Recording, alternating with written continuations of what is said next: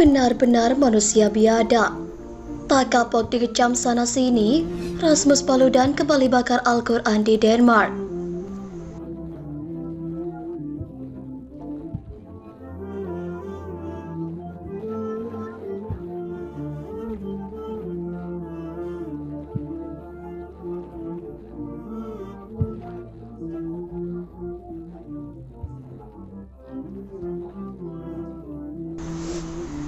Tak kapok dikecam, Rasmus Paludan kembali bakar Al-Quran kini di Denmark. Kuriau.com. Tak kapok dikecam, aktivis konservatif sayap kanan Swedia Rasmus Paludan kembali melancarkan aksi bakar Al-Quran.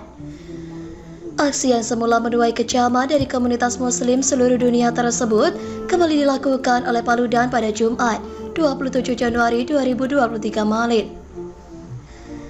Rasmus pindah ke Denmark, tak lagi melancarkan aksinya di negerinya sendiri. Paludan melakukan aksi pembakaran Al-Quran yang kedua kalinya di negara tetangga yakni Denmark. Paludan menyambangi beberapa lokasi yang disinyalir identik dengan masyarakat muslim, yakni sejumlah masjid hingga kedutaan besar Turki di Denmark. Aksinya membakar kitab suci umat Islam tersebut terekam di depan masjid di Norrebo, Copenhagen, Denmark pada Jumat 27 Januari 2023. Paludan juga membakar Al-Quran di depan kedutaan Turki di Stockholm. Motif aksi Paludan tersebut ditenggarai lantaran ia menentang masuknya Turki ke dalam NATO. Adapun si aktivis sayap kanan itu mengaku bahwa dirinya tak akan berhenti membakar Al-Quran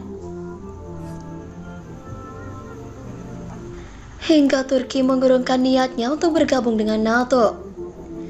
Begitu dia membiarkan Swedia bergabung dengan NATO, saya berjanji tidak akan membakar Al-Quran di luar kedutaan besar Turki. Jika tidak, saya akan melakukannya setiap hari Jumat pukul 2 siang, ujar Paludan sebagaimana yang terekam di video aksinya. Tak lupa Paludan juga beberapa kali kesempatan menyinggung bahwa komunitas muslim tidak memiliki tempat untuk melakukan ibadah di negara tersebut. Masjid ini tidak punya tempat di Denmark, teriak Paludan. Rasmus Paludan merupakan sosok yang dikenal sebagai salah satu ekstremis garis kanan di Swedia.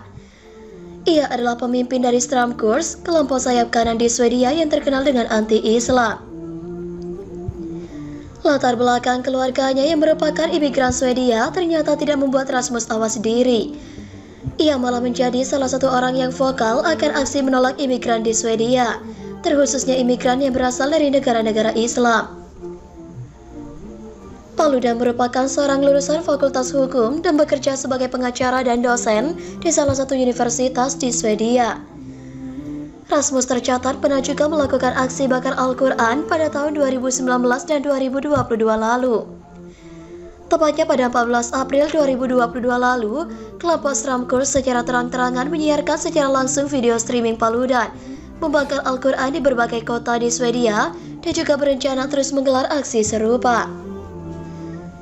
Tak hanya itu, di tahun 2019 Rasmus juga pernah membakar Al-Quran yang dibungkus dengan daging babi.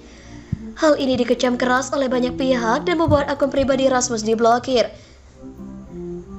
Akun pribadi Rasmus diblokir selama sebulan oleh Facebook karena aksinya tersebut memuat postingan yang mengaitkan kebijakan imigrasi dan kriminalitas. Umat muslim jangan sampai terprovokasi aksi Rasmus Paludan bakar Al-Quran.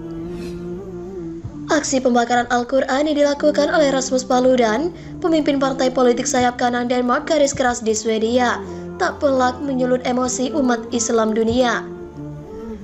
Terkait hal itu, Ketua Pengurus Cabang Nahdlatul Ulama Samarinda, Kiai Haji Asari Hasan menegaskan, perilaku Paludan tentunya telah menyakiti hati umat muslim di Indonesia. Saya kira perbuatan itu layak untuk dikutuk keras, ucap Asari kepada koran Kaltim.com Senin 24 Januari 2023. Hanya saja Asari berharap umat muslim di Indonesia, khususnya di Samarinda, bisa menyikapinya dengan lebih dewasa, sehingga tidak menimbulkan kontradiksi dan kontroversi terhadap umat beragama. Kami berharap masyarakat muslim di Samarinda tidak terprovokasi, walaupun secara pribadi atau jamiah atau perkumpulan sangat mengutuk keras perbuatan yang dilakukan, sebutnya. Kalau menemukan atau menonton cuplikan video tersebut harus bisa disikapi dengan tenang, harap Asari. Asari mengajak umat muslim di kota tepian jangan mudah terpengaruh, karena apabila hal tersebut terjadi, maka bisa mengancam persatuan dan persaudaraan umat beragama. Mohon pada pihak terkait, pihak yang berwajib dan pihak yang bersangkutan untuk mengklarifikasi kebenaran berita ini. Kami hanya melasih dan memberitakan, Andalah yang memutuskan.